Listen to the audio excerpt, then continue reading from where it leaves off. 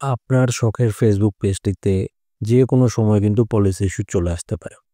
আপনি যদি একজন কনটেন্ট ক্রিয়েটর হিসাবে যদি আপনি ফেসবুক পেজে যদি আপনি নিয়মিত কাজ করতে চান, তবে আপনার উচিত হবে প্রত্যেকদিন অন্ততপক্ষে একবার করে হলেও চেক করে নেওয়া যে আপনার ফেসবুক পেজটিতে কোনো ধরনের ইস্যু বা পলিসি ইস্যু বা কোনো সমস্যা রয়েছে কিনা।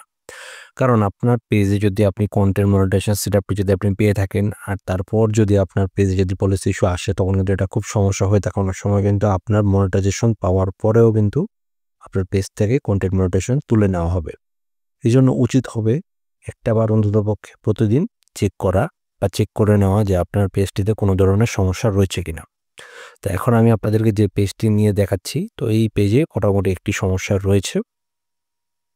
তো সেটাই হচ্ছে আমি আপনাকে দেখাচ্ছি যে আপনারা কিভাবে চেক করবেন এবং কিভাবে সেটা রিমুভ করবেন। তো আজকের ভিডিওটা খুবই গুরুত্বপূর্ণ, বিশেষ করে যারা নতুন কন্টেন্ট ক্রিয়েটর হিসেবে কাজ করছেন বা নতুন ফেসবুক পেজে কাজ করতে এসেছে তাদের জন্য খুবই গুরুত্বপূর্ণ হবে।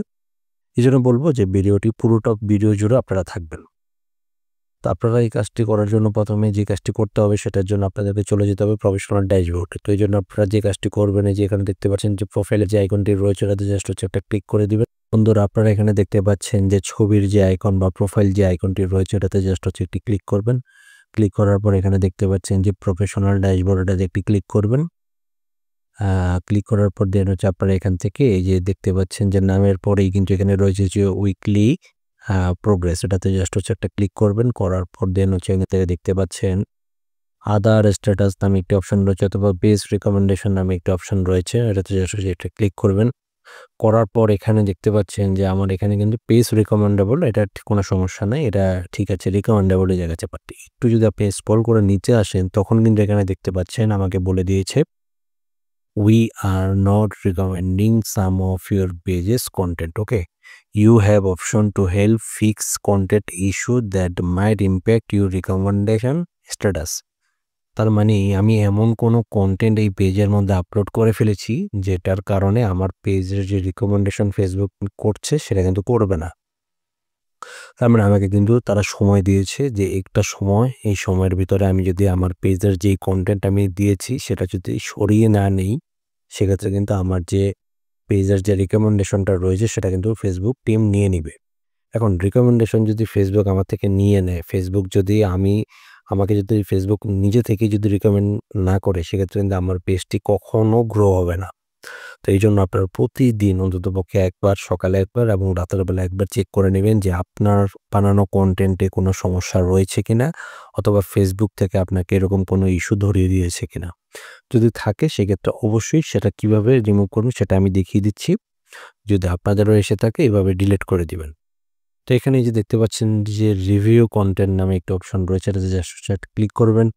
করার পর দেন এখানে এই যে অপশনটা পাবেন। তো এখানে কিন্তু দেখেন আপনি চাইলে এখানে কিন্তু এই যে রিকোয়েস্ট রিভিউ রয়েছে, এডিট পোস্ট রয়েছে, আপনার ডিলিট পোস্ট রয়েছে। অবশ্যই কিন্তু আপনারা এই ডিলিট পোস্ট, অবশ্যই পোস্টটাকে ডিলিট করতে হবে, হ্যাঁ? আপনি এখন কি করবেন? আপনাকে ৩ টা অপশন কিন্তু দিয়েছে। আপনি চাইলে সেই পোস্টটাকে এডিট করতে পারেন। আপনি চাইলে সেটাকে রিমুভ করে দিতে পারেন। তবে আমি বলব অত শত না ভেবে আপনার পেজটাকে যদি ফ্রেশ রাখতে চান, সেক্ষেত্রে আমি বলব আপনাদেরকে ডিলিট করার জন্য। ইট ওয়াজ ফ্ল্যাগড অটোমেটিক্যালি, দেখছেন? তার মানে আমার যে কনটেন্টের কারণে আমাকে ইস্যু ধরিয়ে দেওয়া হয়েছে সেটা একটা ফ্ল্যাগড কনটেন্ট।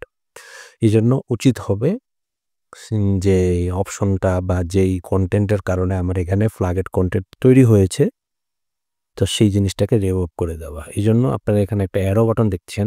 তো অ্যারো বাটনে ক্লিক করলে এখানে আপনারা দেখতে পাবেন অনেকগুলো অপশন রয়েছে। তো এখান থেকে যে সি অপশনে আসবেন। সি অপশনে আসার পর এখান থেকে যে দেখতে পাচ্ছেন যে ডিলিট পোস্ট, ওকে? তো ডিলিট পোস্টটা জাস্ট হচ্ছে একটা ডিলিট বাটনে ক্লিক করে দিবেন, হ্যাঁ? তো এখন আপনার যেই ইয়েটা রয়েছে, যেই পোস্টের কারণে আপনার সমস্যা ছিল সেটা কিন্তু এখন দেখেন যে good news, no violation to show. আমার এখানে কিন্তু এখন শো করছে না।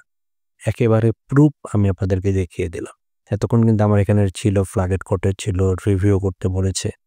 আমি কিন্তু আমার কোনো অপশন কিন্তু আমি রাখিনি। এইভাবে একটু যদি লক্ষ্য করেন আমার পেজের নিচে কিন্তু রয়েছে পেজ হ্যাজ নো ইস্যু, ওকে? এবং রিকমেন্ডেশন কিন্তু অ্যাক্টিভ রয়েছে। পুরো চেহারাটাই কিন্তু চেঞ্জ হয়ে গিয়েছে। এখন আমি যেই কনটেন্টগুলো বানাবো সেই কনটেন্টগুলো যদি ফেসবুক নিজে থেকেই যদি রিকমেন্ড না করে, তবে আমি ফেসবুকে কেন কাজ করব?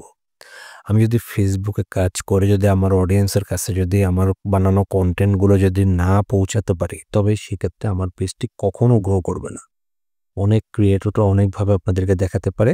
ভাই আমি অত ঘুরিয়ে পেঁচিয়ে কথা না বলে আমি সোজাসাপটা যেটা দেখালে আপনার কাজ হবে সেটা আমি আপনাদেরকে দেখিয়ে দিয়েছি।